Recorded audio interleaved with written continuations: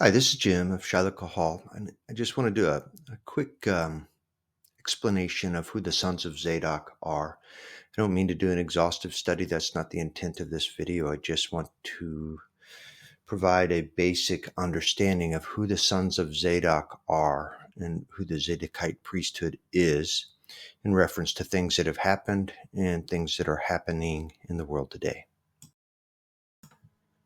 I think it's of value and interest to know and note that the kahuna, or the priesthood, precedes Moses and the Mosaic covenant and the Mosaic Torah, or the Mosaic law.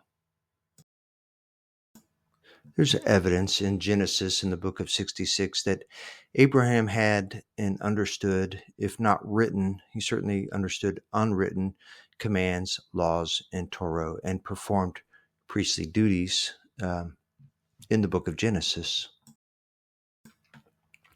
Just for a quick example, we turn to Genesis 26, and this is after Abraham has died, and Yahweh is speaking to Isaac, and he says in verse 3 to Isaac, "Sojourn in this land, and I shall be with you and barak you. For I give all these lands to you and your seed, and I shall establish the oath which I swore to Abraham your father. And I shall increase your seed like the stars of the Shemaim, and I shall give all these lands to your seed. And in your seed all the nations of the earth shall be Baruch, because Abraham obeyed my voice and guarded my charge, my commands, my laws, and my Torah." And that a priesthood existed before the time of Moses is evidenced in Exodus 19, verse 22. And this is the time when the people are gathered at the base of Mount Sinai before Moses goes up to receive the law, the Torah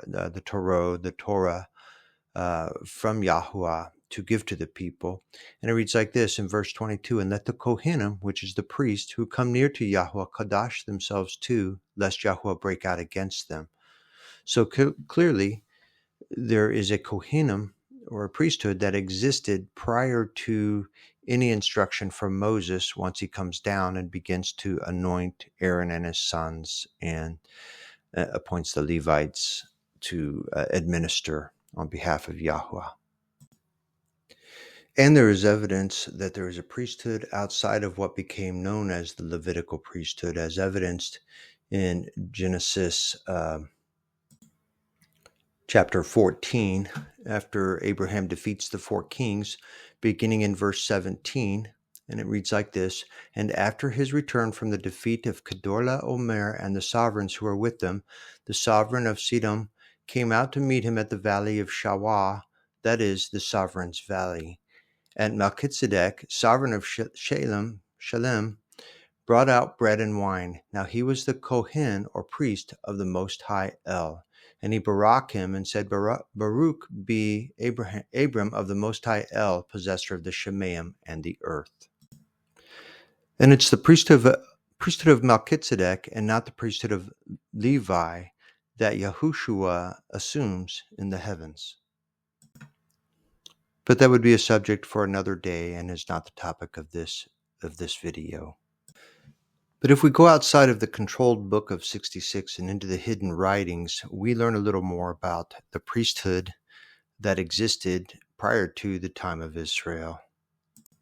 It's outside of my intent here to establish some of the proof texts in the writings out in the hidden scriptures that would establish in detail the priesthood that existed prior to the time of Israel, but just for some quick reference, here are a couple scriptures that would speak to this.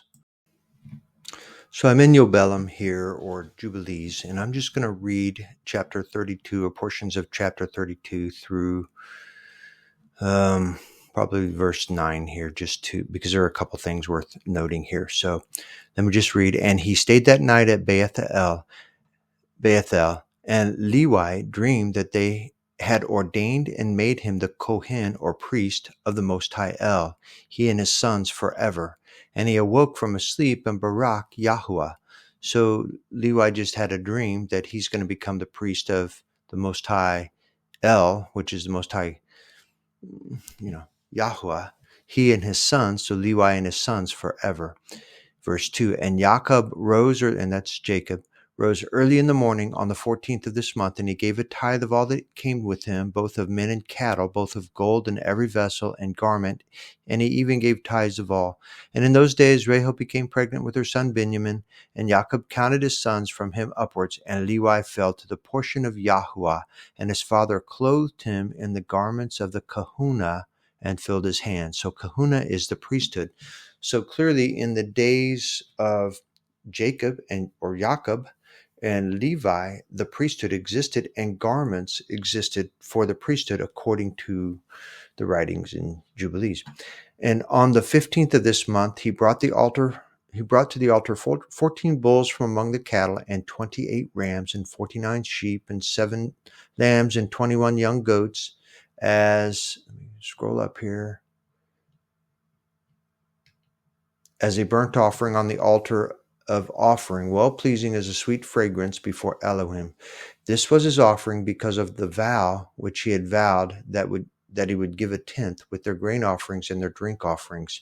And when the fire had consumed it, he burned incense on the fire over the fire, and for a slaughtering of thanksgiving, 2 bulls and 4 rams and 4 sheep, 4 goats and 2 sheep of a year old, and 2 young goats, and thus he did daily for 7 days. Verse 7, and he and all his sons and his men were eating with joy there during 7 days, and barakah, and thanking Yahuwah, who had delivered him out of all his tribulation and had given him his vow. And he tithed all the clean beast and made a burnt offering. But the unclean beast he gave to Levi, his son, and he gave him all the beings of the men. Just a quick note here, this concept of clean and unclean animals was known to Noah when he got off the ark. It was known to Noah when he got onto the ark, and it was known to Levi and Jacob before any instructions were ever made through Moses to Israel at Mount Sinai in what became known as the Mosaic Law or the Mosaic Torah or the Mosaic Covenant. Verse 9, and Levi served as Kohen at Bethel before Jacob his father in preference to his 10 brothers, and he was a Kohen there, and Jacob gave his vow. Thus he tithed again the tithe to Yahuwah and Kadosh it, and it became Kodesh unto him. So clearly here at the time of Jacob, Levi was set apart and established as the priest of the family, and you'll see that from there forward, he became the priest of the tribes of Israel, and his lineage became the priesthood of the tribes of Israel. And so here we are in the testament of Levi, and we'll just start in verse 5 here, a couple of verses here. In chapter 5, At this moment the messenger opened for me the gates of the Shemaim, and I saw the Kodesh Most High sitting on the throne. And he said to me, Levi, to you I have given the barakah of the kahuna until I shall come and dwell in the midst of Yisrael. So the barakah, or the blessings of the kahuna, or the priesthood, were given to Levi. And then here in chapter 8 of the Testament of Levi, there I again saw the vision as formerly, after we had been there 70 days. And I saw 7 men in white clothing who were saying to me, Arise, put on the vestments of the kahuna, or the priesthood, the crown of righteousness, the oracle of understanding, the robe of truth, the breastplate of faith, the turban for the head, and the apron for the nubuah of power, the prophetic power. Each carried one of these and put them on me. From now on, be a Kohen, you and all your posterity. So from now on, be a priest, you and all your posterity and sons. The first anointed me with Kodesh oil and gave me a staff. The second washed me with pure water, fed me by hand with bread and Kodesh wine, and put on me a Kodesh and glorious vestment. The third put on me something made of linen like an ephod. The fourth placed around me a girdle which was like purple. The fifth gave me a branch of rich olive wood. The sixth placed a wreath on my head. The seventh placed a diadem of the Kohen on me, and filled my hands with incense, in order that I might serve as Kohen for Yahuwah Elohim. And they said to me, Levi, your posterity shall be divided into 3 offices as a sign of the glory of Yahuwah who is coming. All right, the rest of it is outside of this particular intent of this video, but it establishes that Levi was given the priesthood in the days of Jacob. And the priesthood, well, here, let me go to another spot real quick. Here in chapter 9 of the Testament of Levi, I want to read something here too. Well, I'll just read chapter 9. And after 2 days, Yehuda and I went with our father Jacob to Yitzchak, which is Isaac, our grandfather. And my father's father Barak me, which is Yitzchak, Barak Levi, in accord with the vision that I had seen, and he did not want to go with us to Bethel. When we came to Bethel, my father Jacob saw a vision concerning me that I should be in the kahuna. So here is Jacob seeing visions that Levi was going to be in the priesthood. And thus we came to Hebron to settle there. And he arose early and paid tithes for all to Yahuwah through me. And Yitzchak, which is Isaac, kept calling me continually to bring to my remembrance the Torah of Yahuwah. So here is Torah. This is before Moses. This is predates any Mosaic covenant, any Mosaic laws, any Mosaic instructions. So there was Torah of Yahuwah that Yitzchak is trying to remind Levi of. So the Torah existed well before the laws and Torah of Moses. And verse 7, and he taught me the Torah of the kahuna, sacrifices, whole burnt offerings, voluntary offerings of the first fruits, and peace offerings. Day by day he was informing me, occupying himself with me. And so the point of this would be that the priesthood didn't begin with Levi, it was given to Levi. Clearly, Yitzchak had already known the Torah, in verse 7, the Torah of the kahuna, the Torah of the priesthood that involved sacrifices, whole burnt offerings, voluntary offerings of the first fruits, and the peace offerings. And without going and establishing it there in Jubilees and some other writings, you're going to find that Abraham understood the Torah of the kahuna, the sacrifices, whole burnt offerings. So the priesthood, this kahuna, existed before Levi, and certainly a long time before Moses and the Mosaic covenant that was given on Mount Sinai, or the promises to Aaron, which is the topic of this video, and we're headed there now. So the Levitical priesthood existed before Moses was ever on the scene. It existed during their time, Israel's time in Egypt. It existed during the time of their exodus, as evidenced by the priesthood that was at the base of Mount Sinai before Moses ever went up to receive instruction and Torah from Yahuwah and received any instruction with regard to the priesthood for Aaron. Let me also confirm that Moses is of the tribe of Levi, which of course makes Aaron of the tribe of Levi as well. But now this brings us to the Levitical priesthood in the context of Israel as an established nation, and in context of the Mosaic covenant, the Mosaic Torah given to Moses at Mount Sinai to share with Israel as a nation. And it also established then since Yahuwah was going to tabernacle with them and give them instructions, to build the tabernacle in accordance with the modeling it after the tabernacle in heaven, or the temple in heaven. He also begins to establish the rules and the laws for Israel related to the priesthood. And there's so much that one could discuss and get into with regard to the role of the priesthood in the days of Israel, because in addition to Israel as a nation, now they're going to have Yahuwah tabernacling with them, coming down in their midst, the Kodesh El, and it requires great care. And so there's so much one could speak about with regard to the things associated with the priesthood. But the point of this particular video is not the priesthood itself, but rather who it was given to. And that's the subject of this video.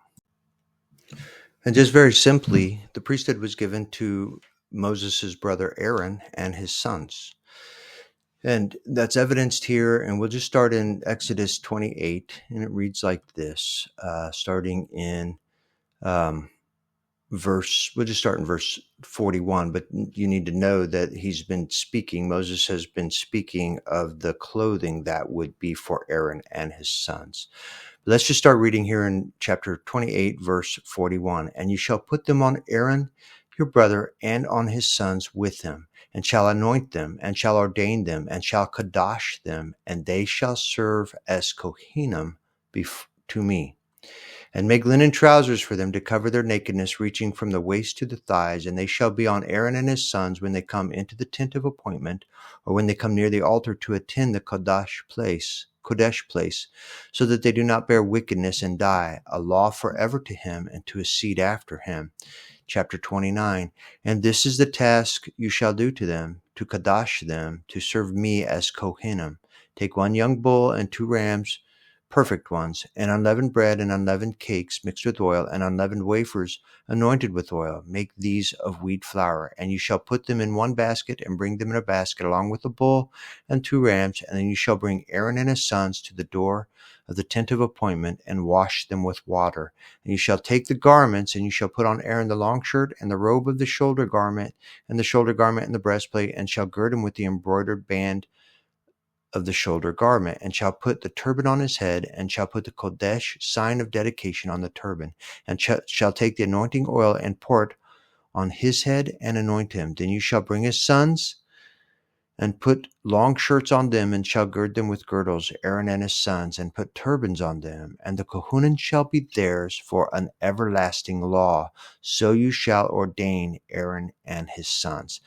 There's more, but that's enough. You get it. Aaron and his sons are to be the priests, the kahuna, that will serve before Yahweh forever, forever.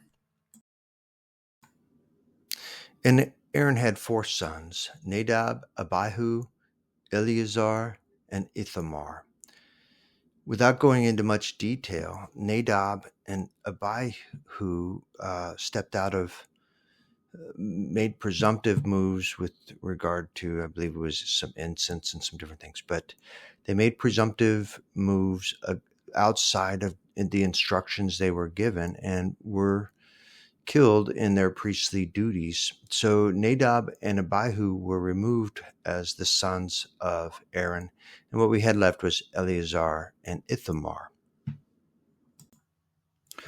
So the sons of Aaron, through Eleazar and Ithamar, served as the priests throughout the remainder of the time of Moses, but also the time of Joshua or Yehoshua, throughout the period of the judges, throughout the period of Saul as the first sovereign of Israel, and throughout the period of David. But it's during the period of David that we have some more changes taking place. During the period of the time of David that we are introduced to the sons of Zadok, and Zadok was one of the high priests serving at the time of Zadok. So I'm turning to 1 Chronicles chapter 24, and it will give us a brief outline of what we've just discussed, what we've just shared with respect to Aaron and his sons. But then we'll also get a little background for who Zadok was as the high priest one of the high priests under David. So we'll just start reading in 1 Chronicles 24. And the divisions of the sons of Aaron. The sons of Aaron were Nadab and Abihu, Eleazar and Ithamar. But Nadab and Abihu died before their father and had no children, so Eleazar and Ithamar served as Kohanim. And David, with Zadok of the sons of Eleazar and Ahimelech of the sons of Ithamar, divided them according to their offices in their service. So under David, we had 2 of the sons of Aaron serving as high priest, Zadok, who was of the lineage of Eleazar, and Ahimelech of the sons and the lineage of Ithamar.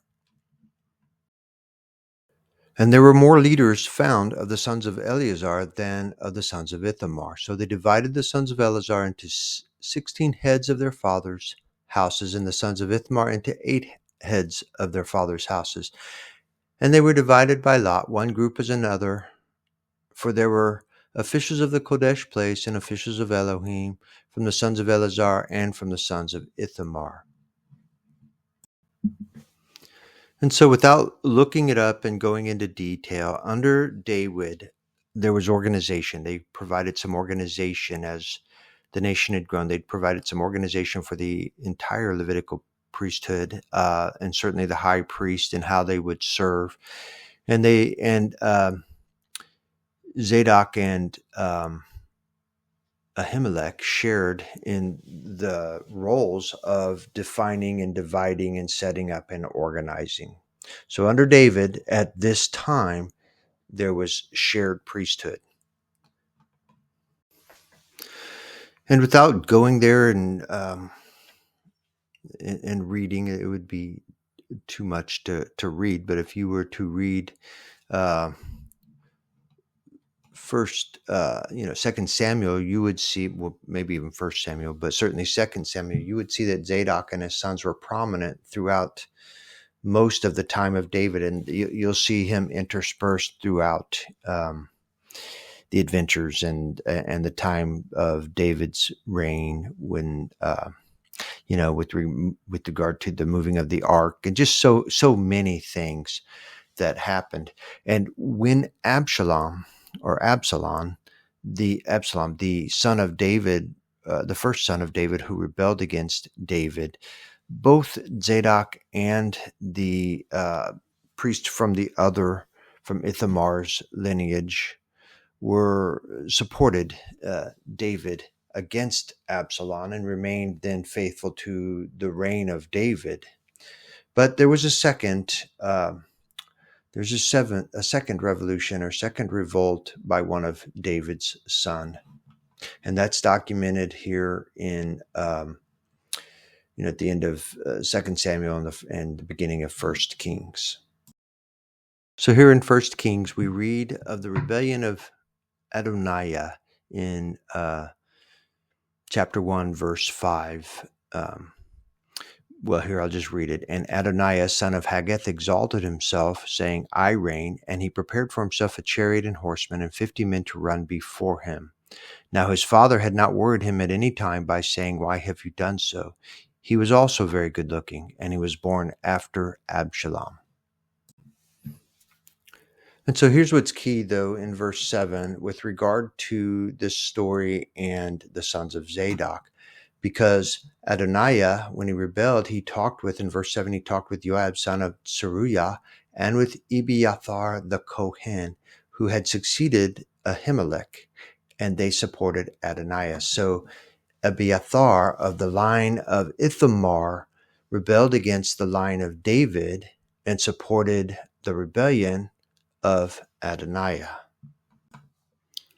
So let me take a moment to address something that I haven't vetted all the way out.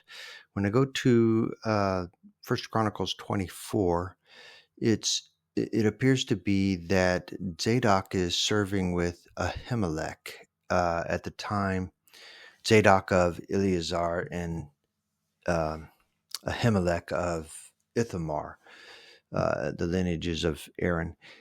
And together it's Ahimelech with Zadok who divide up and organize.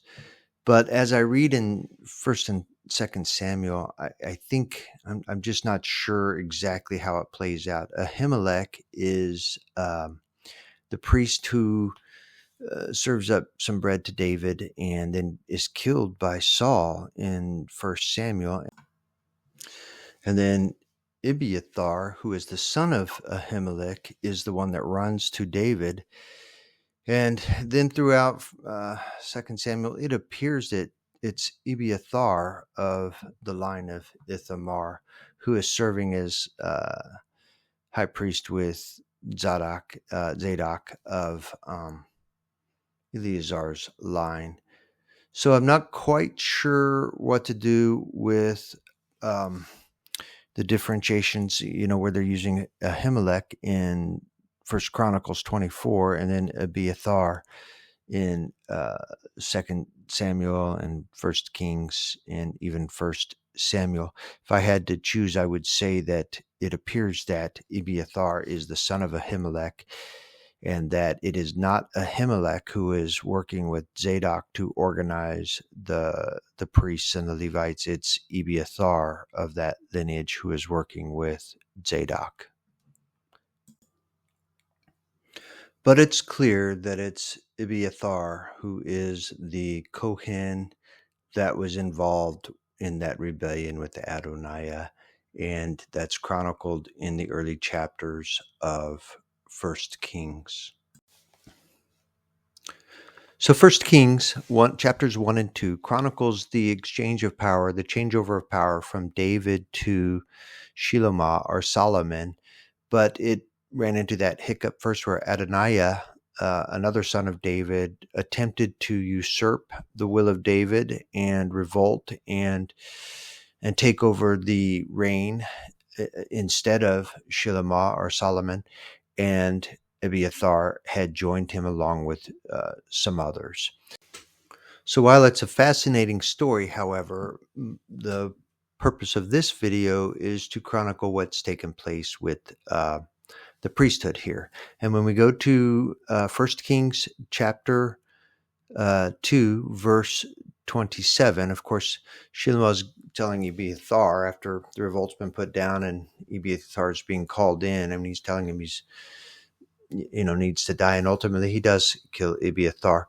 But the first thing he does in verse 27 is he dismisses. I'll just read it to you. So Shilomah dismissed Abiathar from being Kohen to Yahuwah to fill the word of Yahuwah, which he spoke concerning the house of Eli at Shiloh. And I won't go back to that prophecy, what was spoken to Eli and his line at that time. Just know that Shilomah, Solomon, dismissed Abiathar from the Kohen. And then in verse 35 it reads, and the sovereign put Beniyahu, son of Jehoiada, in his place over the army, and the sovereign put Zadok, the Kohen, in place of Abiathar. So from here forward, we no longer have two lines of priesthood. We have simply Zadok, the line of Zadok. And that's why we hear the term sons of Zadok. And so from that moment forward, we have only one true, legitimate, Yahweh ordained line of high priesthood, and that comes through Zadok and the sons of Zadok. So the sons of Zadok are the only legitimate priesthood under Yahuwah. And it's the sons of Zadok then who fulfilled the role of the high priesthood from the days of Solomon all the way through all of the kings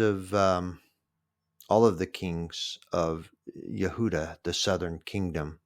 Now, in the northern kingdom, they kicked out all the priests anyway, so there were no sons of Zadok operating up in the northern kingdom of Israel. But in the southern kingdom, it's the sons of Zadok who served in the temple and throughout the time, even through the period of the captivity in Babylon, because as they came back, it's the sons of Zadok who continued once the temple was rebuilt. Once they returned from the land of Babylon and the temple was rebuilt, it's the sons of Zadok who served as the high priest in that temple. Ezra, the scribe who came back around 457 BC, was a son of Zadok as well. The sons of Zadok served in the office of high priest until 175 BC. So Onias III, who was the son of Simon II, who served in the position of high priest from 185 to 175, was the last legitimate son of Zadok to serve in that role. He was deposed by Antiochus IV or Antiochus Epiphanes in 175 BC when his brother Jason, also son of Simon II, paid Antiochus for the position. So Onias was deposed, removed, and later killed. So although Jason was a son of Zadok, he was not a legitimate high priest. He was the first to be appointed from a Gentile nation. He was appointed by Antiochus. And he only lasted 3 years. He lasted from 175 to 172 BC, at which time Menelaus of the tribe of Benjamin uh, out, outbid him and purchased the position away from Antiochus. And so Menelaus was also an appointee from Antiochus Epiphanes and became the first non-Zadokite, non-Levitical high priest of the time. But from there on out, it remains. From Menelaus, you went to Alcimus. Now, this is also the time that the Maccabees arose, and that the Hasmoneans came onto the scene. So it was here, as the Gentiles were still appointing high priest, that eventually Jonathan Maccabeus Ephes became a high priest, but he was not legitimate. And Simeon Maccabeus Tassi became a high priest, and then we had basically a whole lineage of the Maccabees taking the role of high priest, but they're not legitimate high priests. They are not sons of Aaron. So we had no legitimate high priesthood at the time of Messiah.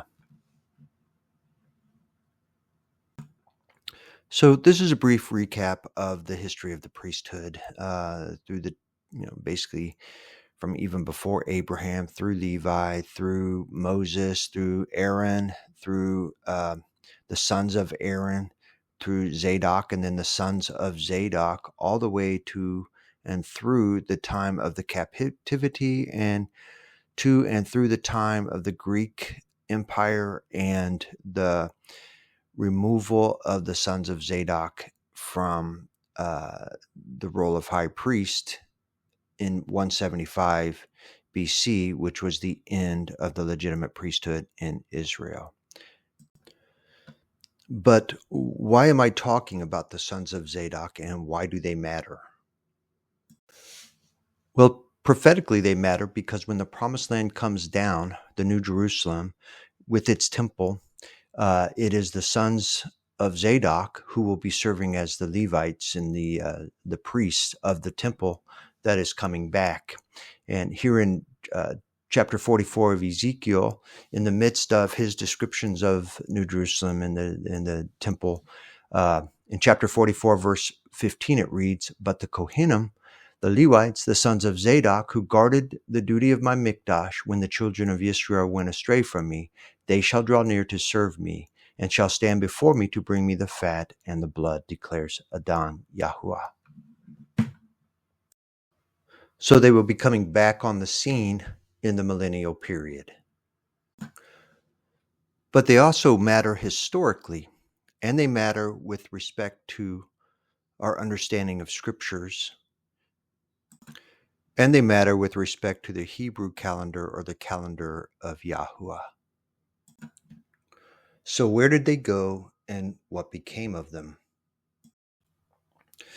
Well, scriptures in the Dead Sea Scrolls may be more revealing than we realized concerning the Zadokites. So let's turn to the Gospel of John. And when we get to really the scriptures referring to John or Yohanan, starting in verse 6, there was a man sent from Elohim whose name was Yohanan. This one came to bear witness of the light, that all might believe through him. Well, the scriptures, John goes on to describe his ministry, that most of us who have read scriptures are fairly aware of. But let's go down to verse 28, where when it finishes up with his ministry and what he's doing and what he's all about, it reads this way in the Hallelujah scriptures in verse 28. "This took place in Beth Abara, beyond the Yarden, where Yohanan was immersing." So this took place in Beth Abara, beyond the Yarden, where Yohanan or John was immersing. Let's read this in the King James. And so here it is in the King James, where it reads, "These things were done in Bethabara, beyond Jordan where John was baptizing. And now let's read it in the NASB, where it reads this way. These things took place in Bethany beyond the Jordan where John was baptizing people. And finally, let's read this in the NIV, since these are all very popular versions. The NIV reads this way in verse 28.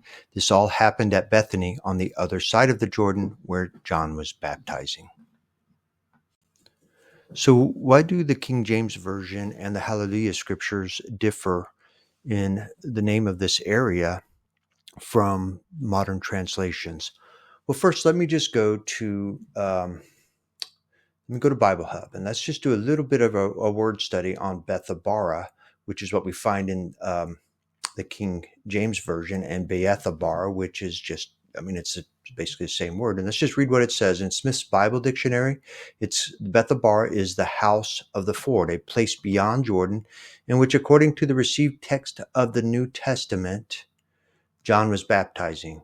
If this reading be correct, Bethabara is identical with Bethbara, fords of Abara, the ancient ford of Jordan on the road to Gilead, or which seems more likely with Beth Nimrah on the east of the river, nearly opposite Jericho. The Revised Version reads Bethany, which see below.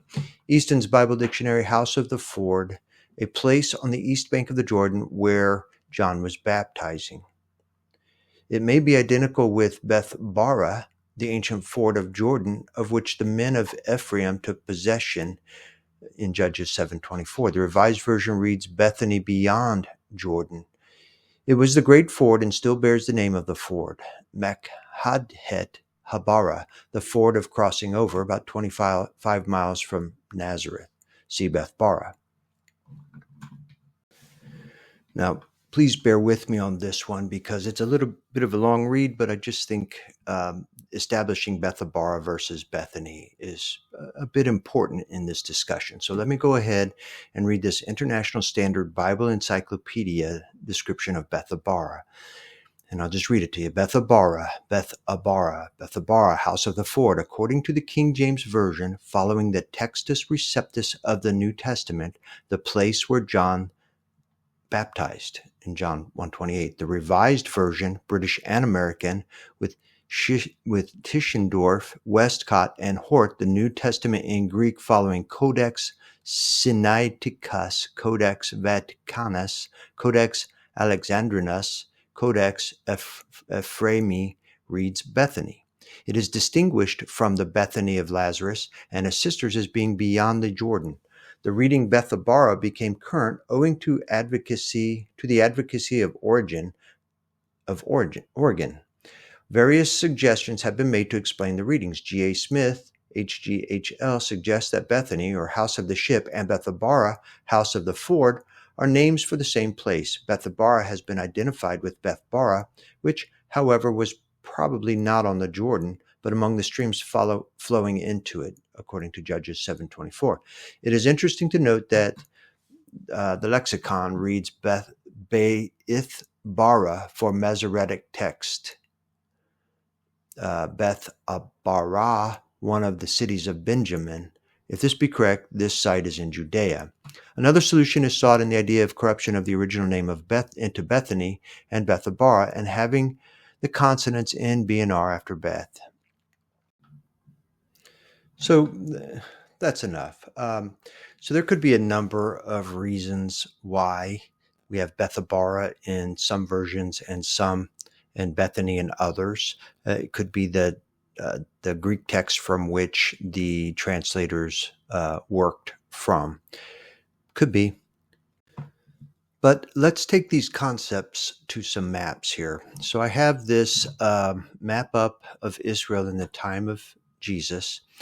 And let's see if I can get a pointer going here so that I can do a better job of...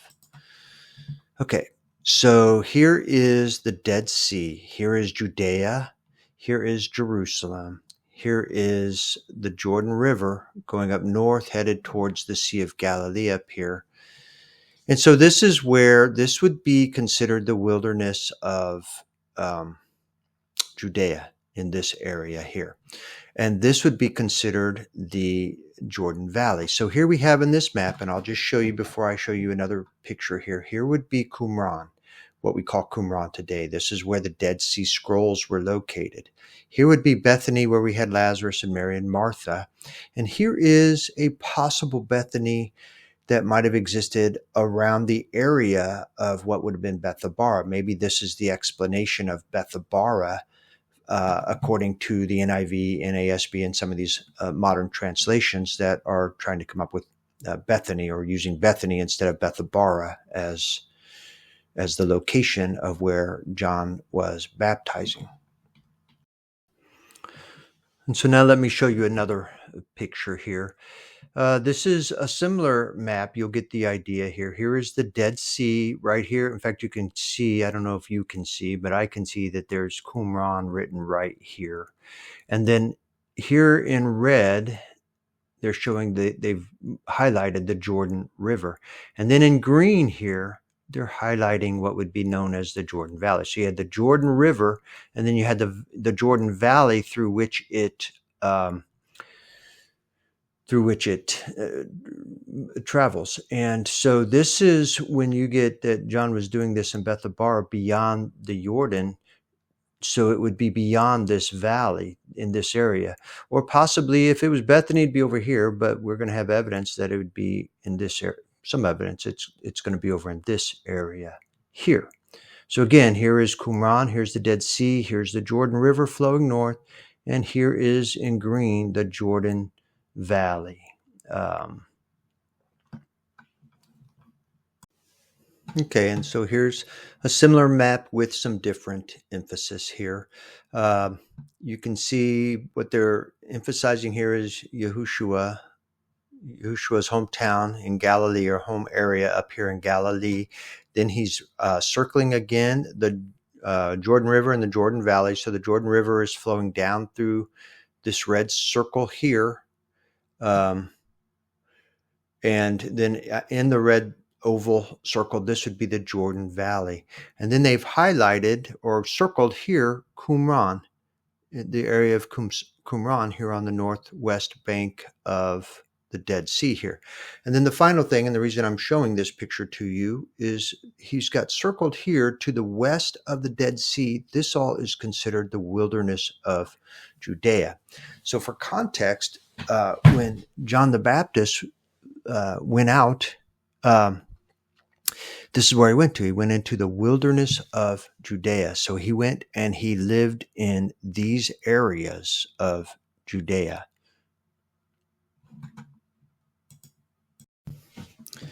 And then I'm going to quickly show you a map that one of the maps, here's a 6th century Madaba mosaic map at the Jordan near the Dead Sea looking east. Notice the fish on reaching the Dead Sea turned back. The place of Jesus' baptism is here, set west of the river. Okay, so here, this is turned a different way. This is the Jordan River, which would actually be going north. So we would want to turn this right side, turn this north facing. But since we're not, you can see Bethabara here being in this area just to the northwest of the Dead Sea, which would put Qumran in this area here.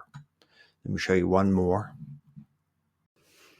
And here is a different map from when was this? This is 1836 Tanner map of Palestine, where they're showing Bethabara on this map as well.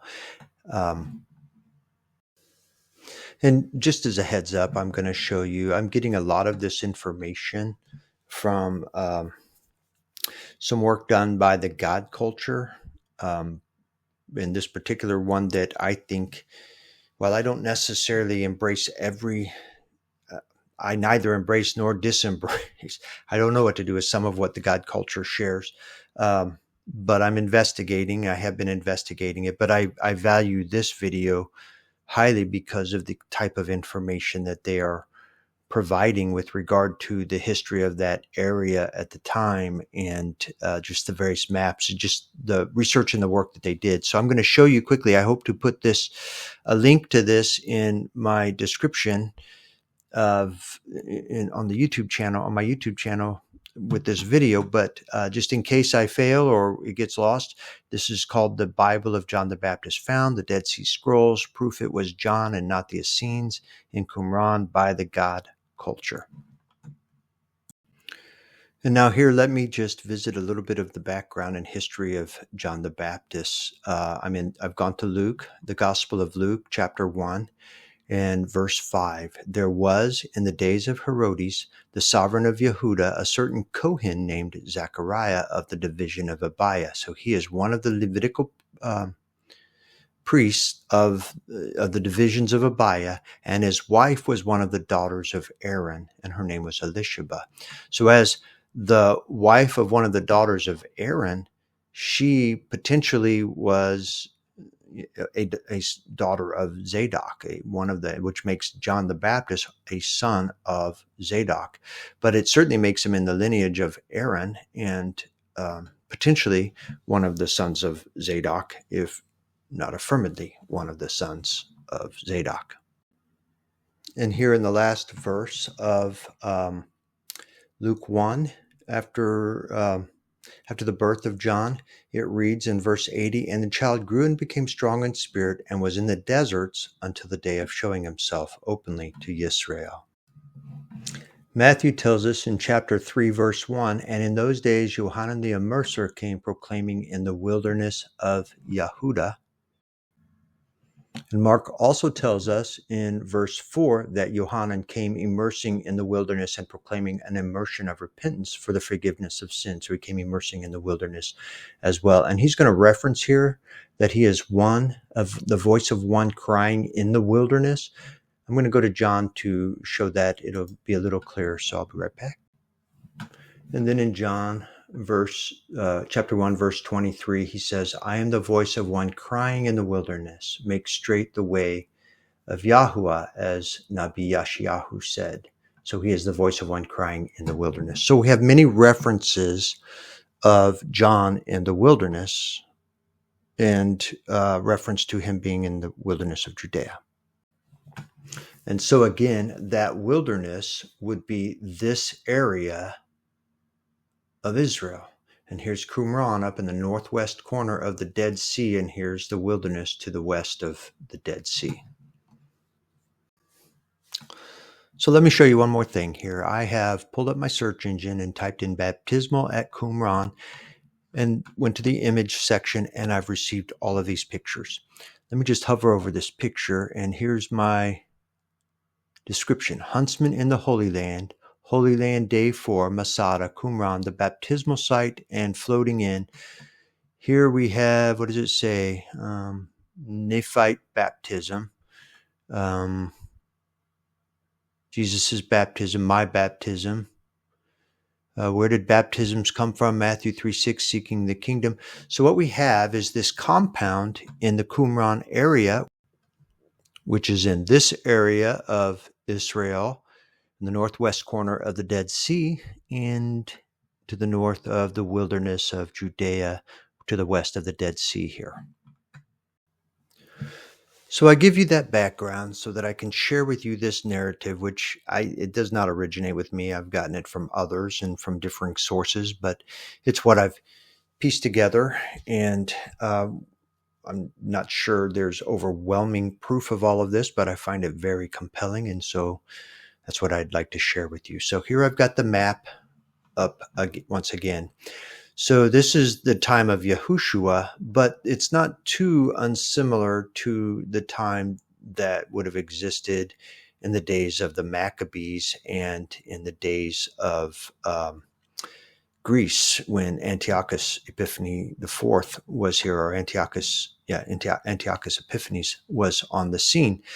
Because in Jerusalem, we had the last son of Zadok, Onias III, being deposed from Antiochus Epiphanes and replaced by Jason, his brother, who was a son of Zadok but had bought and then was appointed by Antiochus to the high priest. So he was, even if he was a son of Zadok, he was illegitimate, and only lasted 3 years before he was replaced by Melanius, I believe, was his name, who was of the tribe of Benjamin, and not even so. We had a deposing of the sons of Zadok that took place in and around 175 BC.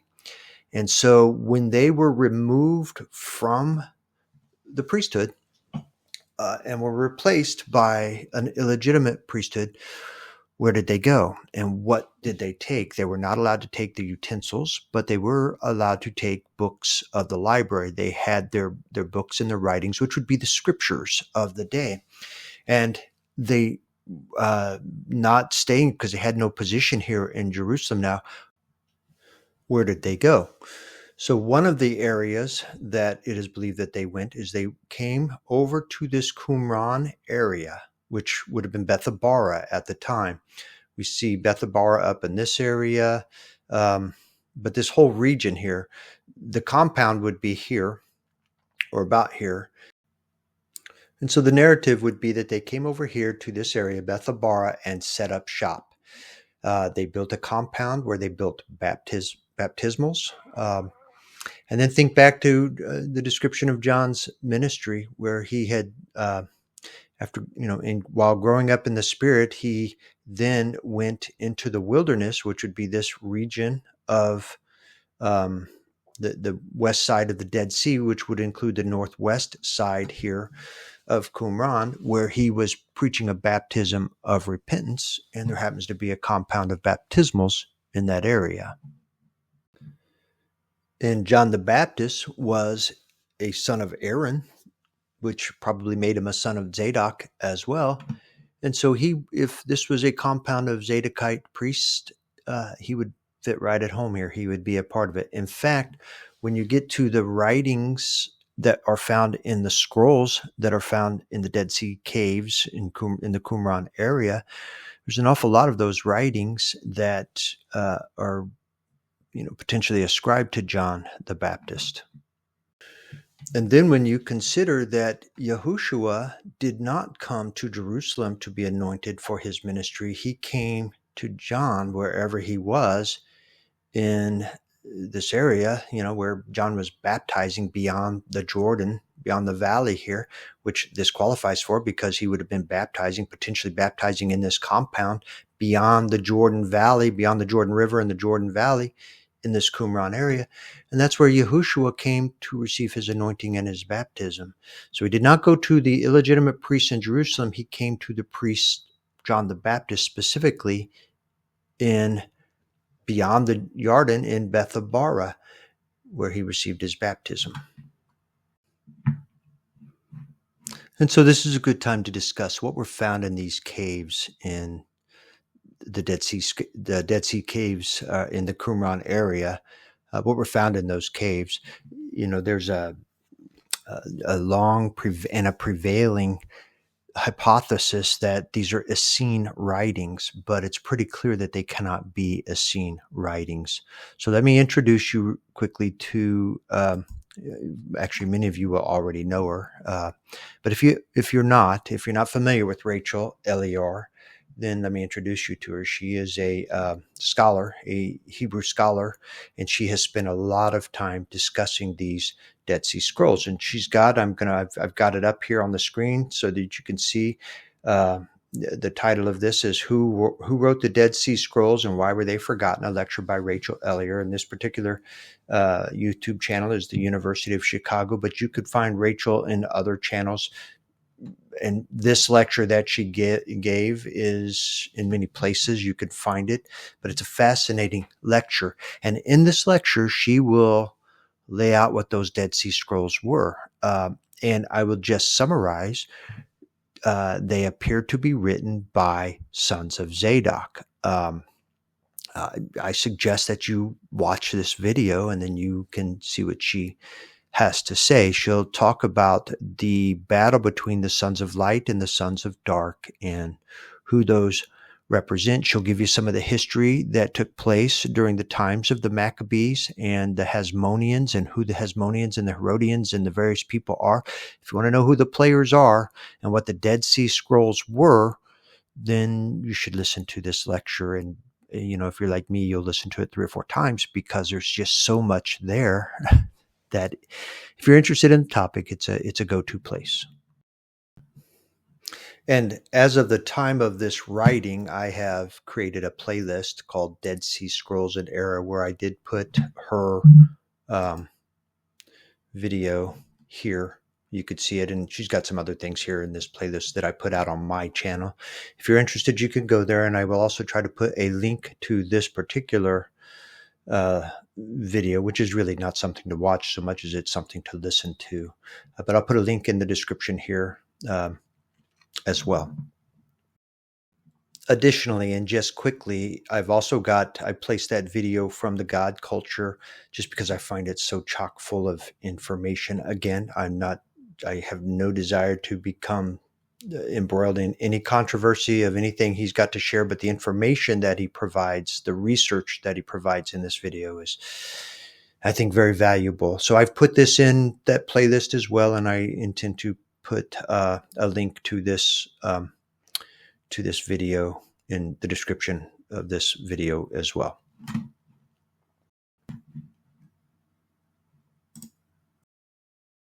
And so let me just also say that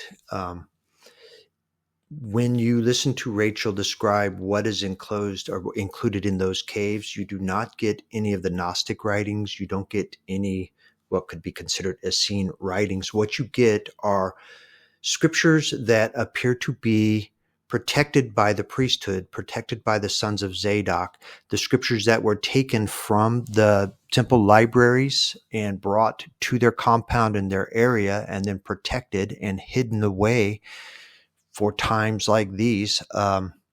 So we do not have the Gnostic writings. We do not have the,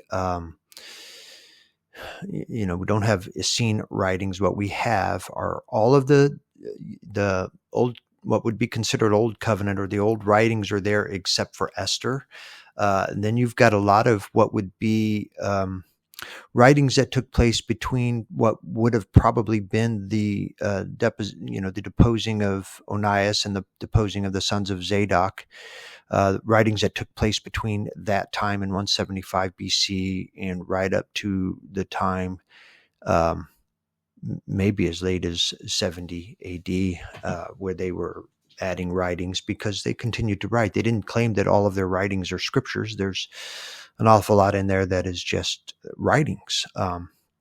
So it all seems to be verified and confirmed. I mean, it has, what is placed in there has apparent validity. What you will find in there numerously, you'll find Jubilees in there. You'll find First Enoch in there. You'll find the Testament of the 12 patriarchs, which are the 12 sons. And there are some others that I would just let you do that research yourself. But there seems to be some legitimacy to what were found in these Dead Sea Scroll caves. Okay, so let's see if I can wrap this up and summarize this. So basically, we have the sons of Zadok serving in the temples from the days of, the sons of Aaron serving in the tabernacle from before the time that it was here, when it was up somewhere up here. I don't have it on the map here. Shiloh, where the tabernacle was kept, but the sons of Aaron were serving there.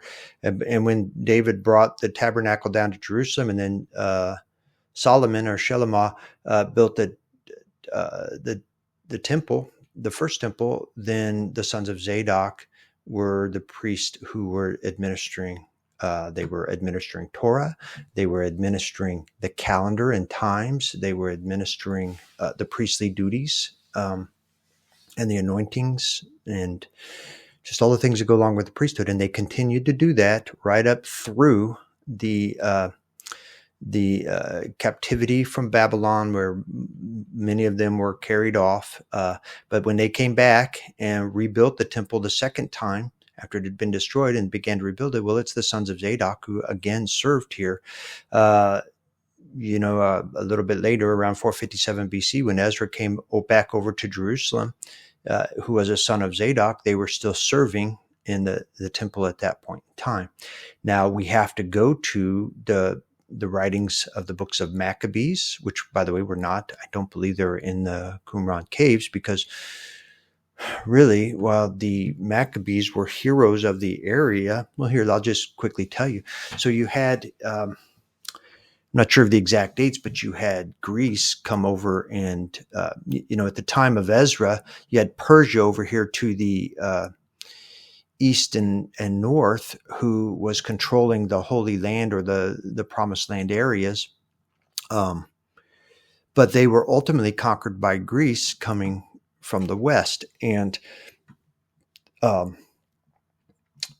so during the time when Greece first got there, the sons of Zadok were still serving in the temple, but it's during Antiochus, I don't know how many years into the Greek occupation that this occurred. I'd have to look at it. But at some point, the sons of Zadok were removed by Antiochus and were replaced by Hellenistic priests. And around that same time, when Antiochus did this, they began to force the Jews.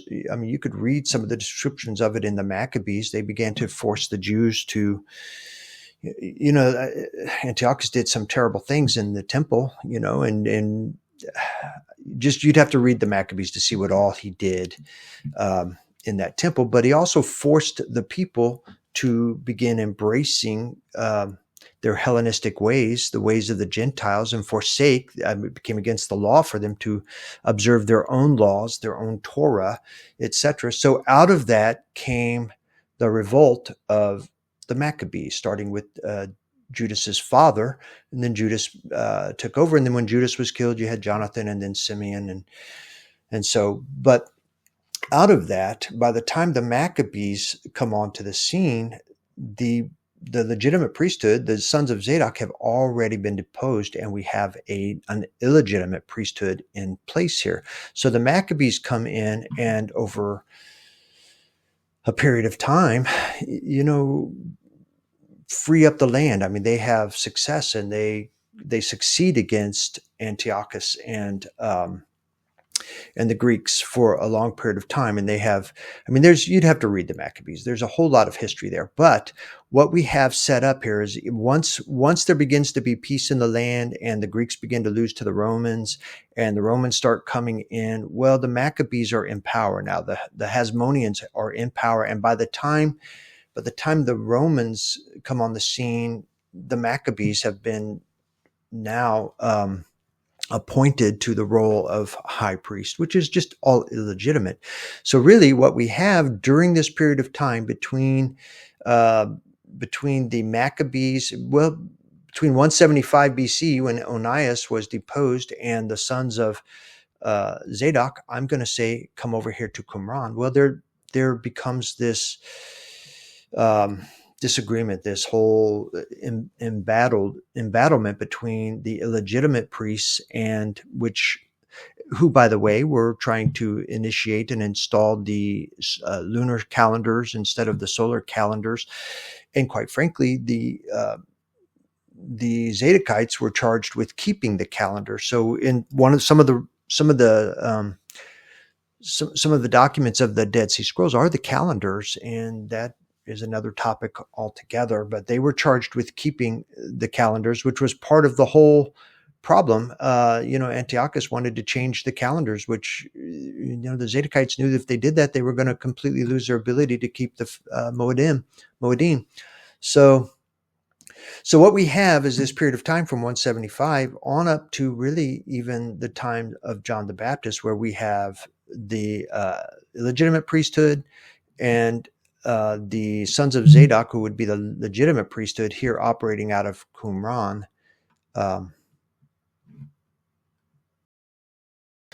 Okay, and so this is the sum of all in the narrative that I find so compelling. So I'll just summarize it here. The sons of Zadok were deposed from Jerusalem, came over to Qumran. where they were operating from and built their compound between 175 and the time of John the Baptist. When John the Baptist was born and he went off into the wilderness to grow in spirit and prepare himself, I'm suggesting that he went off to this Qumran compound where the Zadokite priesthood was domiciled and working from, where he learned the priesthood. He learned, he didn't come out of nowhere and just suddenly start preaching a baptism of repentance. He went and he grew. And, when they talk about the type of clothing he wore and the food that he ate, that may have been the way of the entire compound and the way of the entire land. When he comes on the scene and he begins to baptize in the area, in the Bethabara area, or even Bethany, but it's probably Bethabara in this area, beyond the valley or beyond the Yarden or the Jordan in this area, it's likely that he was operating from that compound and doing most of his baptisms in the baptismals of that compound. And it's to that compound, and it's so also John was a legitimate son of Aaron at the very least, and probably a legitimate son of of Zadok, and so was qualified, and on both sides of his lineage, he was qualified to be a priest and serving in the priest. So why wouldn't he have gone off to study and become a priest? Because that's exactly when he comes on the scene. That's what he's acting like, a priest and a prophet, somebody who comes on and is baptizing people, is pulling Talmidim or disciples under him. So it wasn't just him just walking out of nowhere. There seemed to be structure. There seemed to be something that he was working from, and something that Yahushua or Jesus respected and came to, because that's where he started his ministry. He came down to be anointed and baptized by John and to start his ministry. So the sum of all of this is that this compound here would have been where John went to learn his priesthood and probably even become a leader of this compound. And furthermore, if this is really the legitimate compound of the sons of Zadok, then this really is where the legitimate priesthood went to, with the legitimate scriptures that they were charged with protecting, and which would have explained why they protected them in the caves. My guess is that they were also overrun by the Romans back when things were happening and had to hide things, and probably lots of reasons why they would have to hide scriptures in the caves. But it would be to these Qumran caves, these Dead Sea Scroll caves, where the sons of Zadok were operating, that we would turn to find our legitimate and best scriptures. And it would be to these writings in preference to whatever writings we start getting from the Maccabees and forward. Anything, any leadership we get out of the Hebrews, out of Jerusalem, out of the priesthood from 175 forward, is illegitimate. It would be bad teaching. Is this where the Pharisees and the Sadducees rise to power? Is this why there's so much animosity between John the Baptist and Yahushua and the priests of the day, who would have been appointed priests, illegitimate priests, and who had been adding to Torah, teaching their traditions and unwritten codes and laws? And are these the people? These are the people. It's this leadership that created the Tanakh, or the canonization, decided what scriptures should be included in what you and I read. It's this grouping of people. It's not the Zadokites, who the Zadokites include Jubilees and Enoch, First Enoch, and other writings. It's these guys that have canonized our scriptures and told us what is acceptable scripture, and then tried to destroy the rest and hide and destroy the rest of the scriptures that are so full of the promises of the Messiah and Yahushua. Why would we ever trust these people? Why are these the people that we are receiving guidance from? They are illegitimate. They're just not the legitimate priesthood or authorities or leaders of Yahuwah.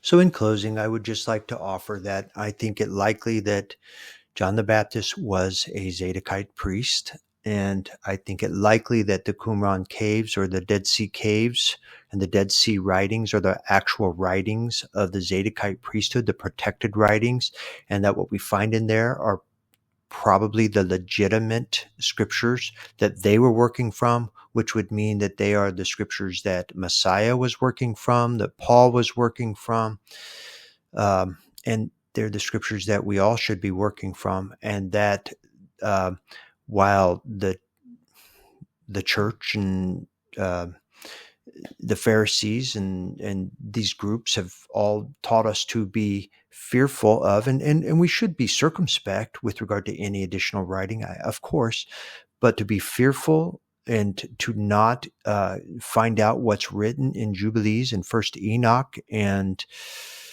the Testament of the Patriarchs and some of the other things. Well, you're just missing so much, and you just cannot fully understand all of you just can't see the big picture. You'll never see the big picture without the information in these scriptures that have been hidden from us. All right. Well, thank you for spending time with me, and may you be Baruch.